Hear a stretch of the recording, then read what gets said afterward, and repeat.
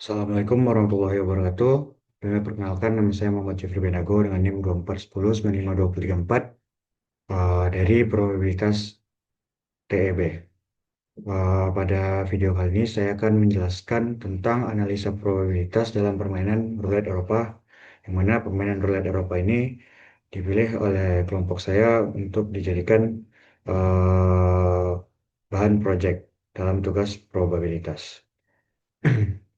Tujuan dari pemilihan pemilihan Road Eropa sebagai field project itu untuk memahami bagaimana konsep probabilitas, nilai ekspektasi, dan fair game yang diterapkan dalam permainan Road Eropa ini. Dalam penjelasan video ini, saya telah membuat infografis, di mana infografis ini merupakan eh, salah satu syarat tugasnya. Sebelum saya menjelaskan tentang infografis ini, saya ingin menjelaskan sedikit tentang apa itu permainan roulette Eropa.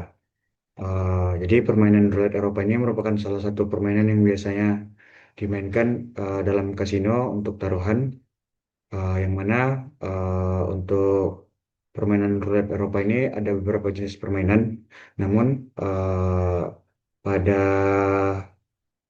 eh, project yang kami ambil ini, permainan roulette Eropanya itu menentukan merah atau hitam pada roda roulette.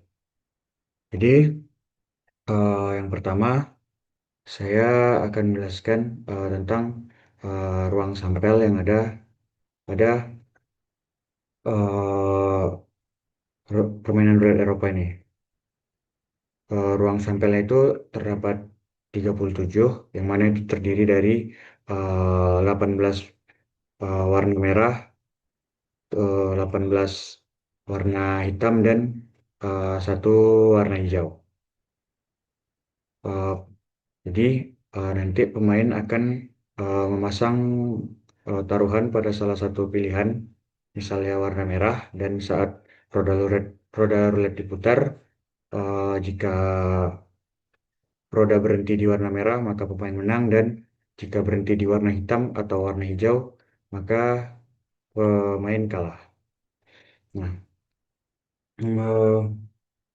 untuk peluang taruhannya itu atau peluang memenangkan permainan ini itu berarti karena ruang sampelnya terdiri dari 18 bola merah dan 18 bola hitam, maka pemain kemungkinan akan memilih salah satu antara merah atau hitam. Dan jika pemain memilih warna merah, berarti untuk peluang menangkannya itu 18 18 banding 37. Atau jika dituliskan secara matematis, untuk peluangnya itu berarti eh, P sama dengan 18 per 37. Nah, itu sama dengan 0,4865. Nah, berarti memang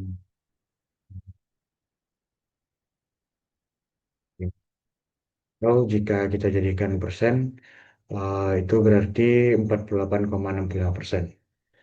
Jadi, eh, secara matematis, untuk peluang memenangkan taruhan, jika kita memilih bola yang berwarna merah, memilih slot berwarna merah atau berwarna hitam, itu 48,65%. Eh, Kenapa tidak 50%? Itu karena ada satu slot yang berwarna hijau.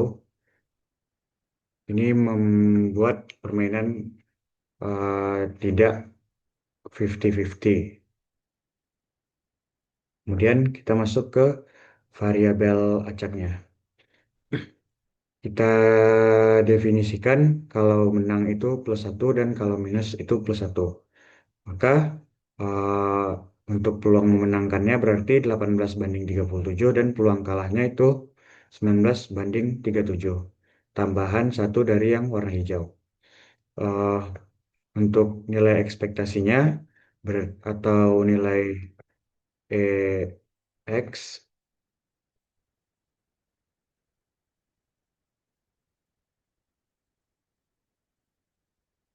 itu berarti eh, plus satu plus satu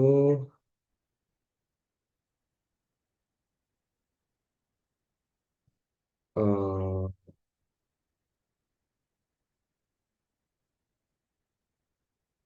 maaf.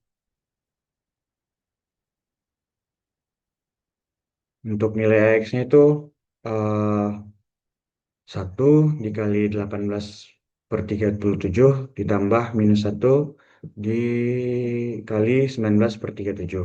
Sehingga didapat hasilnya itu minus satu per 37. Atau sama dengan minus 0,027. Nah, berarti nilai ekspektasi yang minus 0,027 ini merupakan eh, rata-rata kemungkinan rugi dari setiap pemain jika setiap taruhannya itu bernilai Rp1. Maka itu nilai rata-rata ruginya sebesar 0,27. Hmm. Kemudian house edge atau bisa disebut juga keuntungan matematis kasino atau yang memiliki permainan.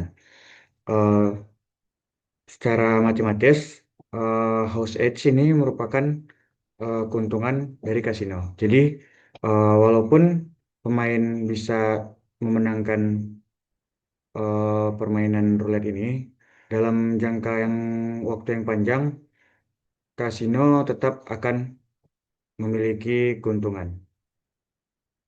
Nah, kemudian di sini saya akan menjelaskan bagaimana konsep untuk fair game-nya atau bagaimana agar permainan ini adil.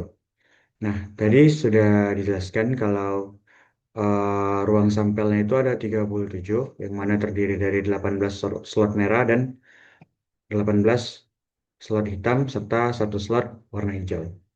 Nah, untuk permainan dapat dikatakan adil secara matematis itu jika hanya nilai ekspektasinya atau EX-nya itu sama dengan nol. Sementara nilai EX eh, permainan tadi itu minus 0,027 atau 0,027. Nah, jadi kita harus memodifikasi ruang sampelnya agar permainan ini adil.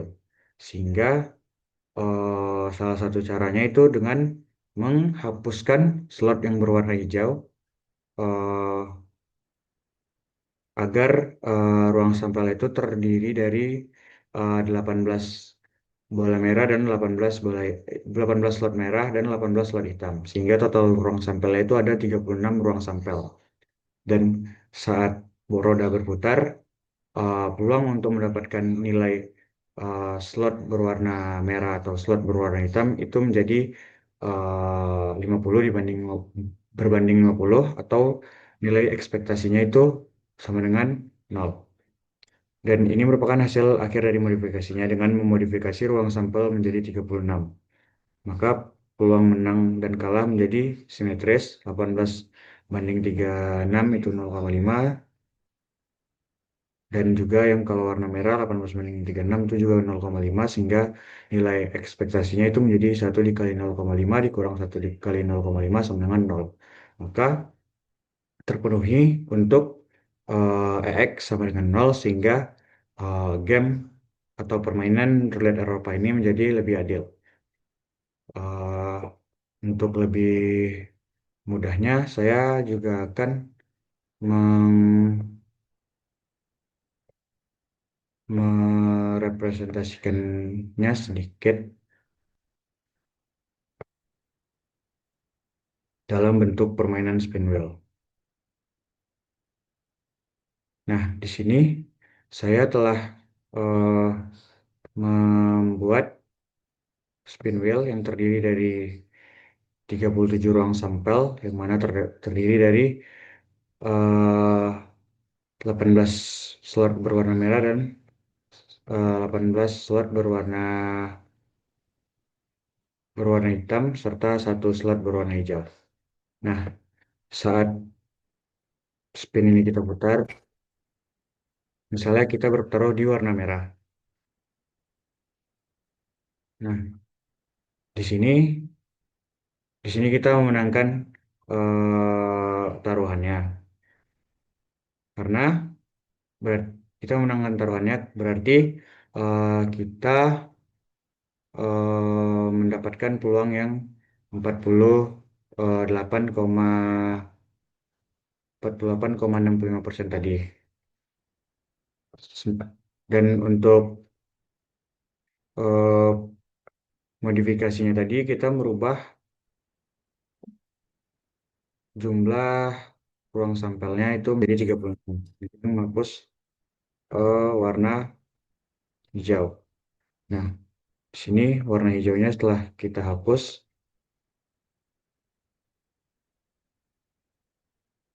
sehingga hanya terdapat 18 slot merah dan 18 slot hitam. Nah, ini akan lebih adil. Coba kita spin. Ini nilai peluangnya menjadi 50-50. Saya kita bertaruh di warna hitam.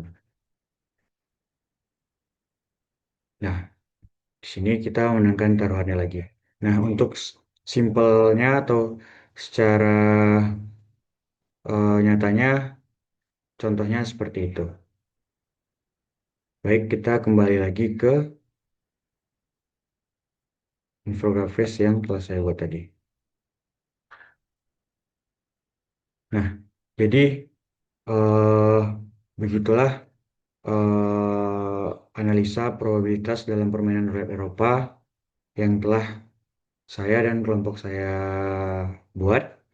Di sini infografisnya telah menjelaskan eh, s- tentang struktur ruang sampelnya, pemodelan matematisnya, dan bagaimana eh, konsep modifikasi agar permainan roulette Eropa ini dapat dikatakan adil. Baiklah, mungkin sekian yang dapat saya sampaikan. Lebih dan kurangnya saya mohon maaf, dan apabila ada salah penyampaian kata dalam presentasi saya tadi, saya mohon maaf. Saya akhiri dengan Assalamualaikum warahmatullahi wabarakatuh.